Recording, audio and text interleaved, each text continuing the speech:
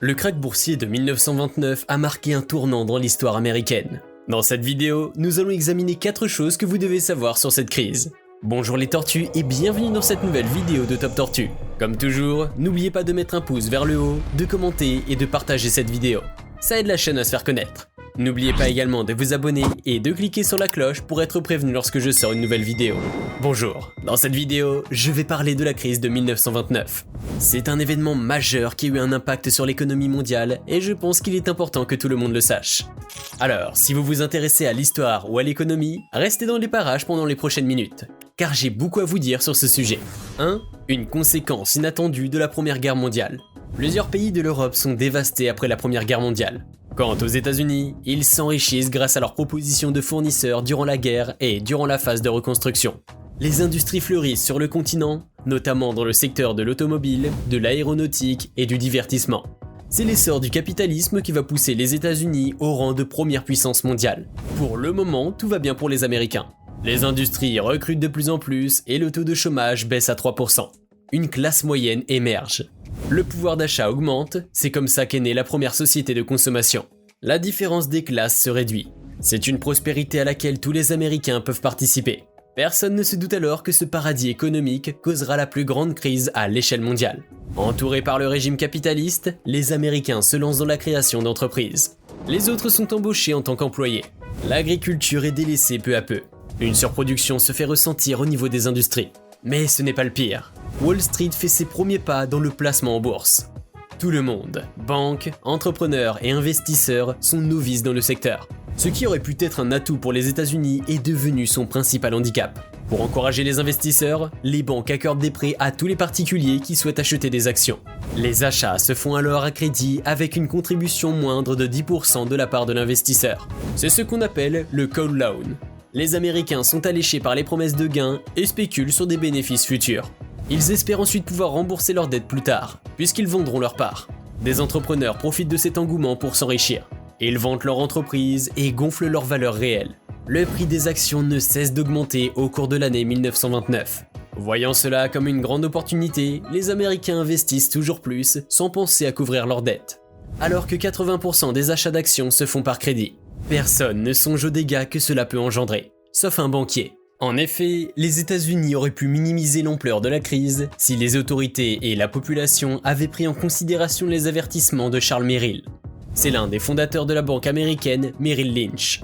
Il invite ses débiteurs et tous les investisseurs dans la foulée à rembourser leurs dettes avant qu'il ne soit trop tard. Mais tous les citoyens n'y voient rien d'autre qu'une action marketing pour récupérer des fonds. Les spéculations continuent jusqu'à ce fameux jeudi noir. La valeur des actions baisse soudainement. Les investisseurs en panique s'empressent à Wall Street pour vendre leur part. Mais il y a plus de vendeurs que d'acheteurs. Plus de 13 millions d'actions sont à pourvoir, aucun preneur n'est intéressé. Le Dow Jones chute de 22,6%. Les investisseurs perdent leur argent et ne peuvent plus rembourser leurs dettes, entraînant les banques dans une faillite inévitable. C'est ainsi que commence la Grande Dépression de 1929. 2. Les fraudes de Clarence Attree. Les spéculations auraient pu durer longtemps sans le scandale de Clarence Attree. Clarence Charles Attree est le fondateur du groupe Attree, un des plus puissants des années 20. Il s'est fait un nom dans l'assurance. C'est un entrepreneur avisé, respecté de ses confrères et admiré par les citoyens des États-Unis à l'époque. C'est tout naturellement que les investisseurs lui font confiance et se ruent sur ses actions.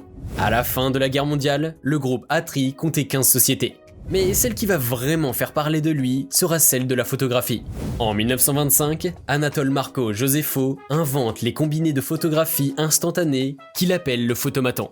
Clarence Attree lui achète le brevet pour pouvoir l'exploiter.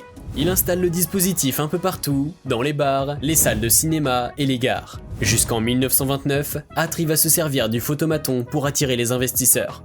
Pendant des années, les affaires de Clarence Attree fleurissent. Les investisseurs qui achètent des actions de sa société espèrent faire de gros bénéfices. De son côté, le promoteur d'entreprise utilise des prêts pour gonfler la valeur en bourse du photomaton. En effet, il empruntait de l'argent à la banque pour le placer dans ses entreprises qui paraissent grandioses. Mais en fait, elles ne valaient rien sur le papier. Tout s'est arrêté pour l'entrepreneur lorsque la banque découvre qu'il utilise de faux documents pour demander un prêt.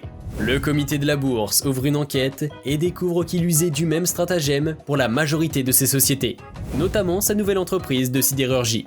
Le comité de la bourse suspend alors toutes les actions du groupe Atri avant de poursuivre les dirigeants en justice. La vérité éclate dans la journée du 20 septembre 1929. Chaque fraude similaire sont révélées au grand jour. Il semblerait que plusieurs entreprises introduites en bourse mentent sur leur véritable valeur sur le marché. Les investisseurs perdant peu à peu confiance dans le système et l'indice boursier baisse petit à petit. Ils commencent à vendre leurs actions avant qu'il ne soit trop tard. La nouvelle se répand et les actionnaires accourent dans les marchés boursiers le jour du jeudi noir. C'est aussi le cas dans le monde entier où les gens se précipitent pour vendre leurs actions. De plus en plus de fraudeurs sont démasqués par la justice. Les entreprises tombent en faillite et beaucoup d'ouvriers se retrouvent au chômage. Quant à Clarence Atri, il est accusé de faux et d'escroquerie à la fin de l'année 1929. Il entraîne avec lui ses collaborateurs, Albert Edward Tabor, Charles Graham Dixon et Edmond Daniels. Il tombe pour 14 ans de prison avec 2 ans de travaux forcés. Son avocat lui permet de sortir plus tôt après 9 ans d'incarcération. 3. La Grande Dépression, une tache d'huile qui s'épanche dans le monde entier. Le jeudi noir n'est que le début de la grosse crise économique mondiale. La situation s'améliore même le lendemain, offrant un peu de répit aux Américains.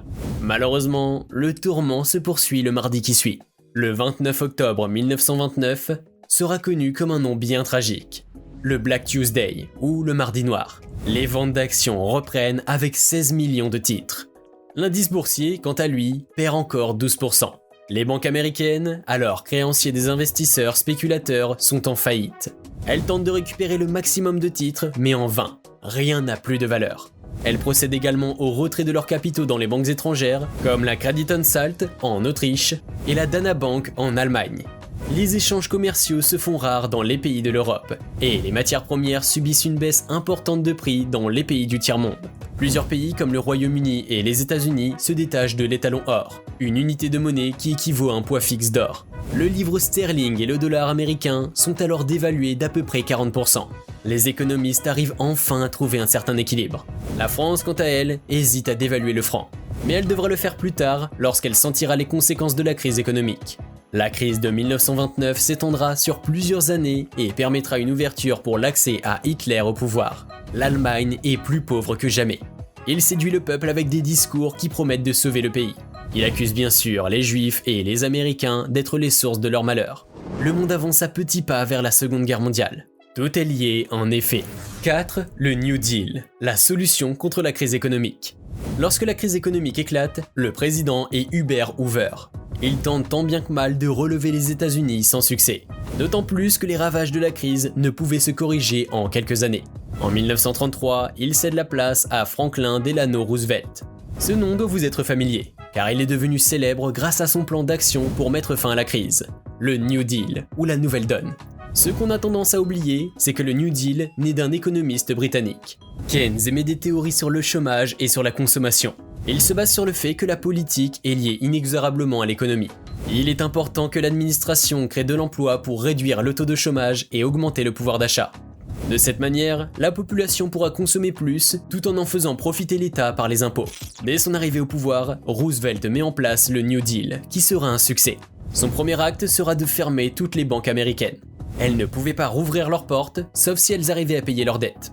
De cette façon, le président américain parvient à tempérer les faillites qui s'accumulent depuis plus de 4 ans maintenant. Ensuite, Franklin Roosevelt interdit l'exportation de l'or. C'est à partir de ce moment que les États-Unis abandonnent l'étalon or. Le dollar américain dévalue, mais le système économique commence à retrouver un équilibre par rapport à la réalité.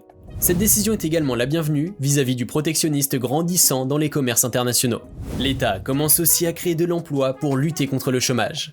Il y a le Civilians Conservation Corp, qui était un programme de reboisement national. Il a permis d'offrir 2 millions d'emplois. Ensuite, il y a la Tennessee Valley Authority. La création d'un barrage a bénéficié non seulement à des millions de chômeurs, mais aussi aux habitants qui ont désormais accès à l'électricité. Par ailleurs, le New Deal consistait aussi à gérer la surproduction dans le secteur agricole. À partir de 1929, les chômeurs travaillent dans les champs pour espérer gagner de l'argent.